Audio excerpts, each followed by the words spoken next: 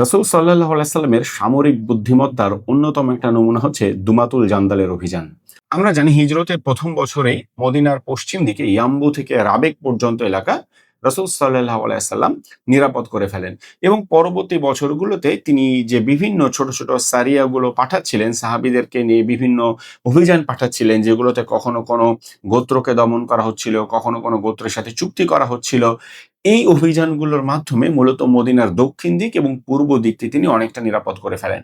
অর্থাৎ হিজরতের ৩ বছরের মধ্যে মদিনার পশ্চিম দিক, পূর্ব দিক এবং উত্তর দিকে একটা বড় নিরাপত্তা বলয় তৈরি হয়ে যায়। এরপর চতুর্থ হিজরিতে যখন প্রতিশ্রুত বদর কিংবা বদরের ২য় যুদ্ধ, যেটা আবু সুফিয়ান প্রতিশ্রুতি দিয়েছিল, হ্যাঁ? উহুদ যুদ্ধের পরে যে আগামী বছর আবার আমরা বদরের ময়দানে আসবো। তো সামহাও পরের বছর আর যুদ্ধটা হয়নি। তাদের মনোবল ভেঙে যায়, তারা পিছিয়ে যায়।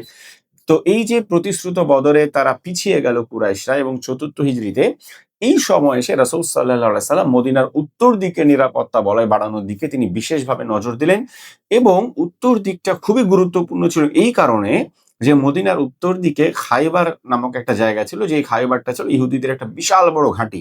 হ্যাঁ? সেখানে প্রায় ১০,০০০ এর মতো ইহুদি ছিল। তাদের উন্নত অস্ত্রশস্ত্র ছিল, তাদের খুব শক্তিশালী দুর্গ ছিল এবং এটা খুব বলতে পারেন যে মানে খায়বার ছিল মদিনার জন্য একটা টাইম বোম আমরা বলতে পারি। হ্যাঁ? যেকোনো সময় সেখান থেকে একটা আক্রমণের ঝুঁকি ছিল। এবং মজার ব্যাপার হচ্ছে দেখুন বুদ্ধিটা এখানেই যে খায়বার থেকে আরো উত্তর দিকে গেলে একটা জায়গা ছিল, সেই জায়গার নাম ছিল দুমাতুল জান্দাল। হ্যাঁ? এবং এই দুমাতুল জান্দাল অঞ্চলের অধিবাসীরা তারা যাবতীয় রসদ, হ্যাঁ? তাদের টাকা-পয়সা, খাদ্য, ফসলাদি সবকিছু কিন্তু তারা খায়বার থেকে পেত। সুতরাং খায়বারের উপরে তারা তাদের জীবনযাত্রার জন্য নির্ভরশীল ছিল। তো রাসূল সাল্লাল্লাহু আলাইহি সাল্লাম বুঝতে পেরেছিলেন যে আজ হোক কাল হোক মদিনাকে নিরাপদ করতে গেলে খায়বার বিজয় করতেই হবে। কিন্তু খায়বার বিজয় করতে গেলে যেটা হবে যে খায়বারের নিজস্ব যেমন সামরিক শক্তি আছে, একইভাবে তারা উত্তর দিকে দুমাতুল জান্দাল থেকেও একটা বড় ধরনের সামরিক এবং আর্থিক সহযোগিতা তারা পাবে। তো খায়বারকে আক্রমণ করতে গেলে বা খায়বার বিজয় করতে গেলে প্রথমেই খায়বারকে উত্তর দিকের আদার গোত্রগুলো থেকে কিন্তু বিচ্ছিন্ন করে দেওয়ার প্রয়োজন ছিল।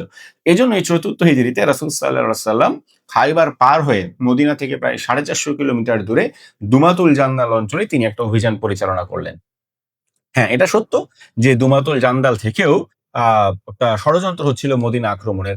তাহলে সেক্ষেত্রে আমার প্রশ্ন হচ্ছে রাসূল সাল্লাল্লাহু আলাইহি সাল্লাম তো মদিনার ভেতরে বসে থাকলেই পারতেন। যে শত্রুরা ৪৫০ কিলোমিটার ট্রাভেল করে আসবে, আসতেই তারা ক্লান্ত হয়ে যাবে। এরপর আমরা খুব সহজেই মদিনার জাস্ট বাইরে গিয়ে যুদ্ধ করব।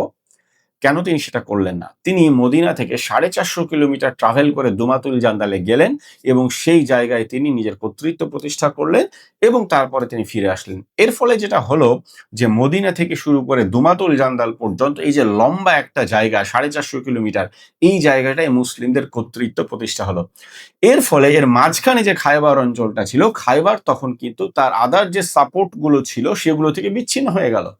ফলে খায়বারের চারপাশে তখন যে গোত্রগুলো ছিল বা যে অঞ্চলগুলো ছিল এগুলো আমরা বলতে পারি মুসলিম শাসিত বা মুসলিমদের অধ্যুষিত অঞ্চল। এই গোত্রগুলো মুসলিমদের সাথে চুক্তি করেছে। কেউ আবার ইসলাম গ্রহণও করে ফেলেছে। যার ফলে খায়বার কিন্তু তার অন্যান্য সাপোর্ট গুলো থেকে পুরোপুরি বিচ্ছিন্ন হয়ে গিয়েছিল। এবং এর মাত্র ৩ বছর পর ৭ম হিজরিতে রাসূল সাল্লাল্লাহু আলাইহি সাল্লাম খায়বার দখল করে ফেলেন। তাহলে দেখুন রাসূল সাল্লাল্লাহু আলাইহি সাল্লাম কতটা দূরদৃষ্টিসম্পন্ন মানুষ ছিলেন। উনি জানতেন খায়বার অভিযান করতে হয়তো আরো কয়েক বছর সময় লাগবে। কিন্তু সেই অভিযানের প্রেক্ষাপট, হ্যাঁ? এবং খায়বার বিজয়ের জন্য যে ব্যাকগ্রাউন্ড কিন্তু তিনি তৈরি করেছিলেন কয়েক বছর আগে থেকেই। রাসূল সাল্লাল্লাহু আলাইহি সাল্লামের জীবন থেকে এমন দারুণ এবং গুরুত্বপূর্ণ ঘটনাগুলো জানতে পারবেন সিরা এক্সটেন্সিভ কোর্স থেকে। কোর্সটির পরবর্তী ব্যাচের রেজিস্ট্রেশন কিন্তু ইতিমধ্যেই শুরু হয়ে গেছে এবং রেজিস্ট্রেশনের বিস্তারিত জানতে ইনবক্স করুন ইতকন ইনস্টিটিউটের ফেসবুক পেজে। আর পেজে লিংক দেওয়া থাকছে কমেন্ট সেকশনে।